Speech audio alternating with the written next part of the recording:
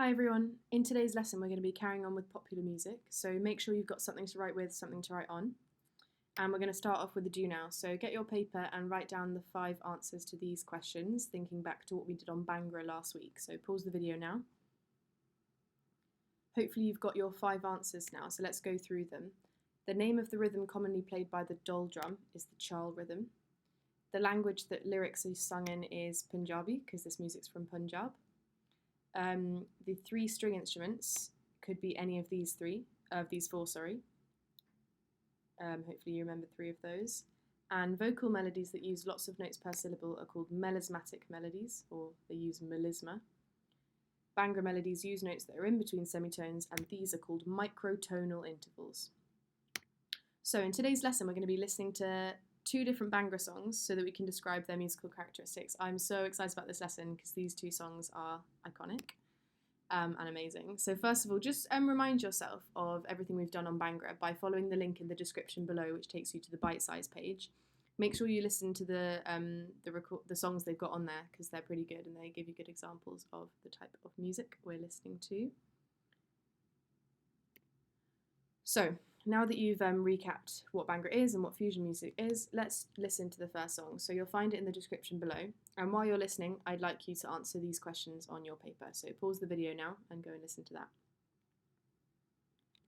Let's go through the answers to these. So we know that a repeating musical pattern in music that's not classical music is called a riff. If it were classical music, it would be called an ostinato, but it's not, it's a riff. The instrument that it's played on is the tumbi. And you may remember from last week, the reason I know that it's the tumbi and not the sitar or the sarangi or something like that is because the tumbi is the one that plays riffs most of the time.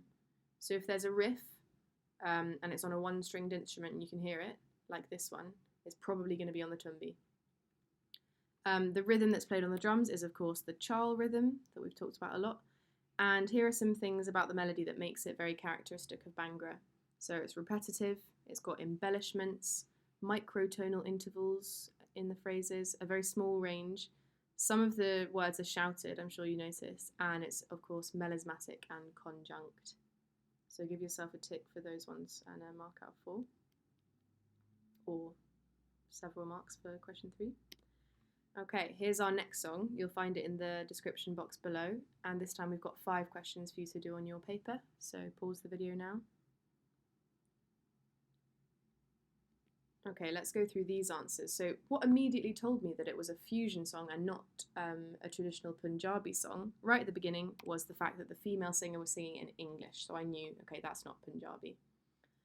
The 2 Indian instruments that are accompanying her at the start are a drum, and it's probably the dol, because in the video you can see a guy with a drum around his neck playing it with sticks, and a tumbi. And I know that it's a tumbi because it's a repeating riff, and we know that riffs are played by the tumbi. The 2 Western instruments that join in at 11 seconds in the video are a drum kit and an electric guitar, and again you can see the guy playing the electric guitar in the video. The wind instrument that joins in the chorus is a saxophone, and again you can see this in the video. And here are the different sections that I saw in this song, that I heard, sorry, in this song, which means that the song is in a verse-chorus form. So pause the video now in case you need to mark those. And that brings us to the end of this video, but I'd like you now to go back to the Show My Homework lesson and complete the quiz so that I can see what you've learnt.